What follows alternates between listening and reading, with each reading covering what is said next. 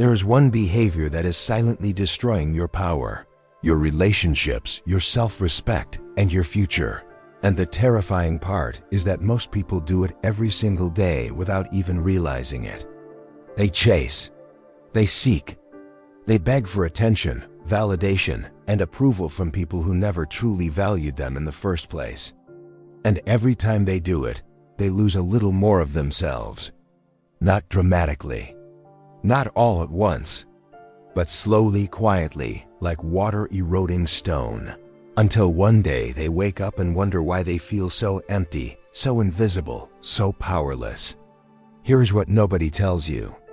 The moment you start seeking someone's attention, you have already handed them your power. You have told them, without speaking a single word, that their opinion of you matters more than your opinion of yourself. And people, whether consciously or unconsciously, sense that immediately. They pull back. They become cold. They lose respect.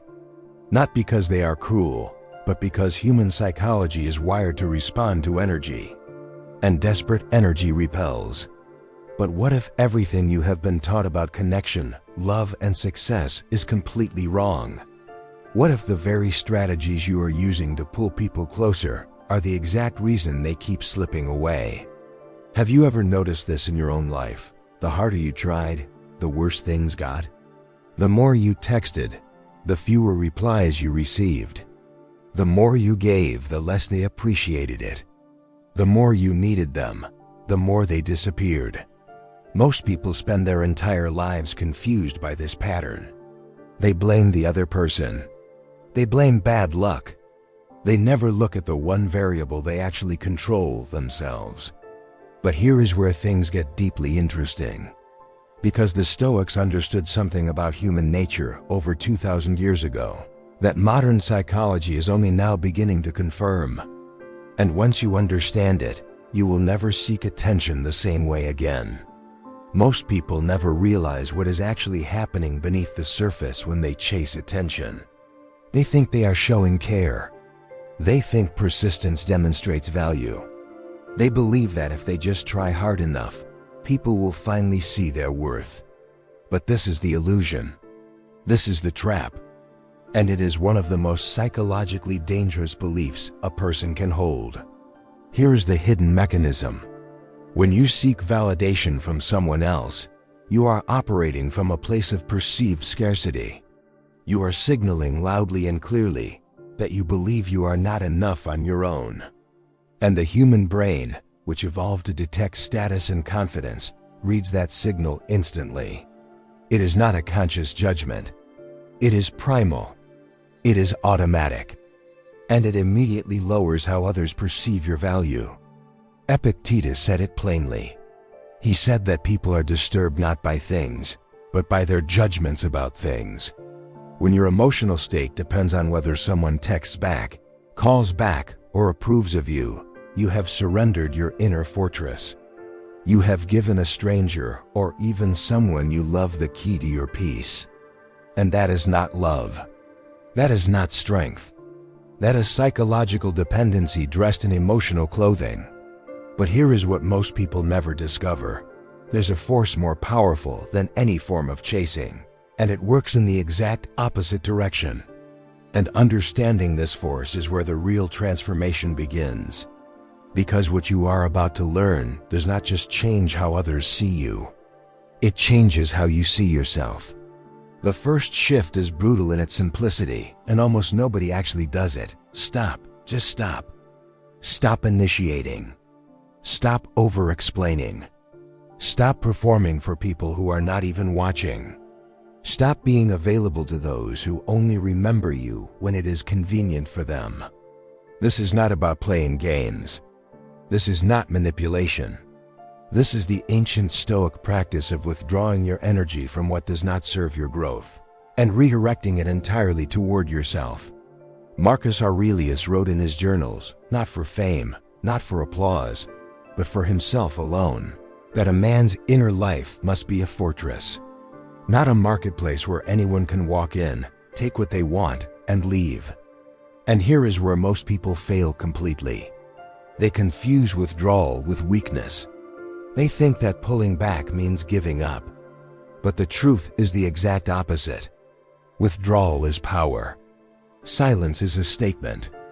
Absence creates presence in ways that constant availability never can. Think about this carefully. The people who have impacted your life the most, were they always available? Were they constantly seeking your approval, texting first every time, bending themselves to fit your mood? No, they had their own world, their own energy, their own direction. And that is what made them magnetic. Comment Stoic. Right now, if you have ever felt more drawn to someone the moment they stop chasing you, because this response is not random. It is ancient psychology at work. But here is what nobody warns you about. There is a dangerous mistake that almost everyone makes the moment they begin this journey, and it quietly cancels out all progress. The biggest mistake people make when they first discover the power of withdrawal is this: they withdraw with resentment.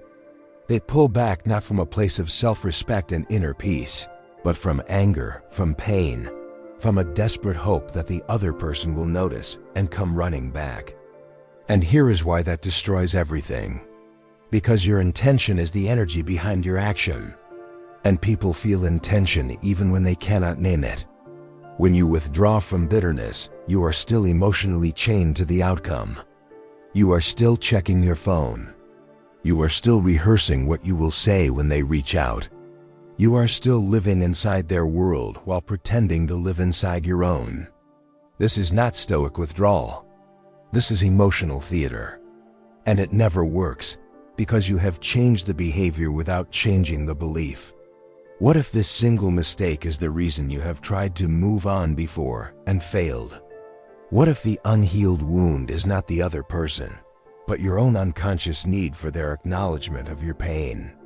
Seneca wrote that one of the most powerful things a man can do is learn to want nothing from those who have nothing to give. Not as punishment, not as a strategy, but as a genuine act of self-liberation. Reflective question: are you truly withdrawing your attention? Or are you simply performing withdrawal while still emotionally bleeding?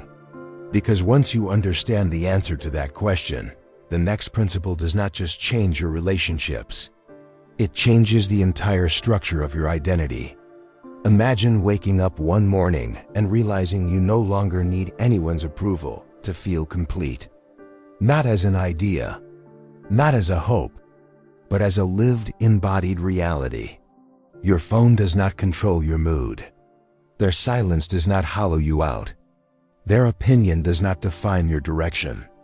This is not emotional numbness. This is not detachment from life. This is what the Stoics called inner sovereignty, the state where your peace is generated from within, not borrowed from without. Here is what actually happens when you genuinely withdraw your attention and redirect it toward your own growth.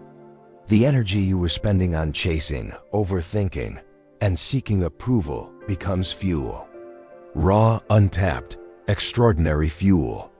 You start building. You start creating.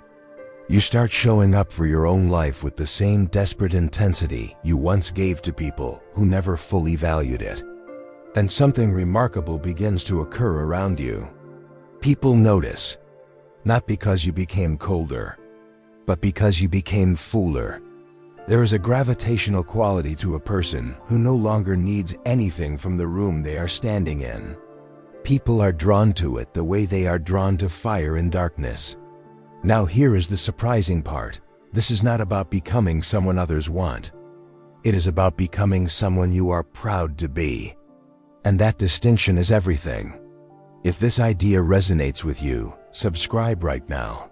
Because what comes next in this journey may completely rewrite how you see yourself, your worth, and your place in the world.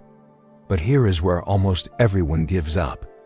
Because withdrawing your attention is easy in theory and extraordinarily painful in practice. The real test does not come when things are calm. It comes at 2 in the morning when you have not heard from them in days and every cell in your body is screaming at you to send just one message. Just one. What is the harm in one message? And this is where 99% of people crack. not because they are weak, but because they have never been taught how to sit with discomfort without immediately escaping it. The Stoics had a practice called negative visualization, deliberately sitting with the fear of loss, not to suffer, but to build tolerance for uncertainty. Because the man who can sit in silence without panic, without reaching out, without performing, is a man who has mastered the most primal human fear, the fear of being unwanted. And that mastery is terrifying to most people, which is exactly why so few ever achieve it. Would you have the discipline to sit with that silence for a week? For 2 weeks?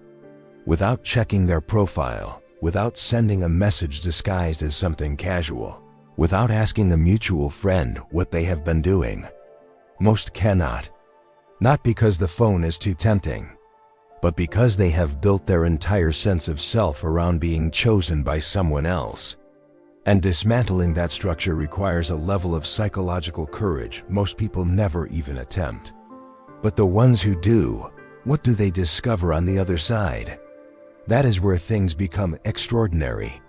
This is the territory that very few people ever reach. And the reason is not lack of intelligence. It is lack of philosophical foundation.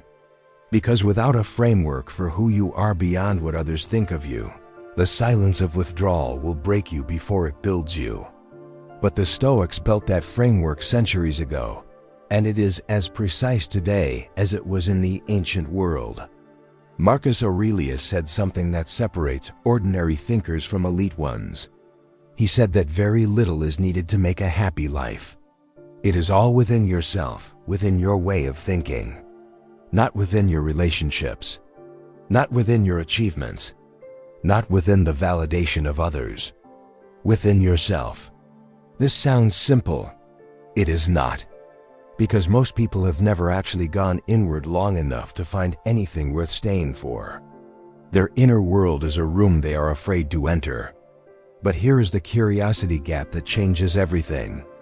The moment you stop seeking attention from the outside world, you are forced to confront something far more important: who you are when no one is watching. And it is in that confrontation that character is forged.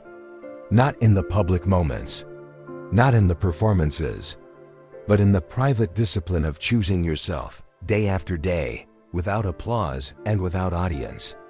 Now here is the question that separates the truly disciplined from everyone else. Are you willing to become the most important audience in your own life?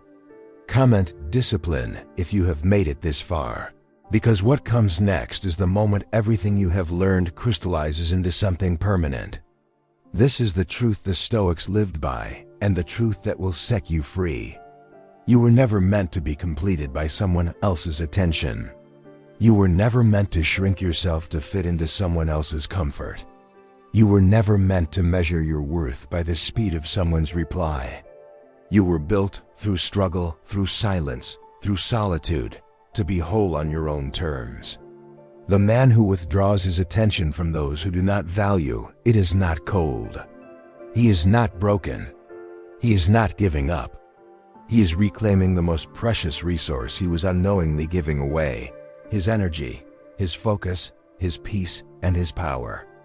And when that energy returns to him, fully, completely, without condition, something shifts in the universe around him. Opportunity finds him. The right people gravitate toward him. And he looks back at the version of himself that used to beg for attention and finally understands that man was never the problem.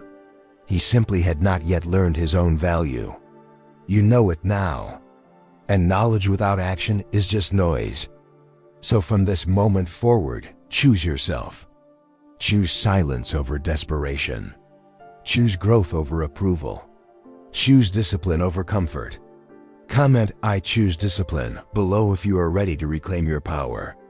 Subscribe now if you are committed to becoming mentally stronger every single day. And remember the words that echo across centuries from Marcus Aurelius himself: you have power over your mind, not outside events. Realize this, and you will find your strength.